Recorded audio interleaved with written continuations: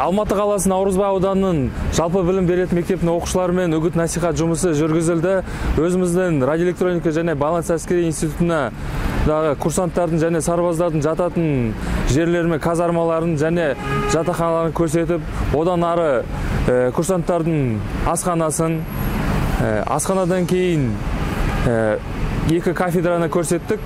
Ең басты кафедралар ол бізде байланыс кафедрасы және радиотехникалық әскерлердің кафедрасы көрсетіп, оқушылардың арасында оқуға түсетін үміткерлер өте көп екен, қызығушылықтарын білдіріп жатыр.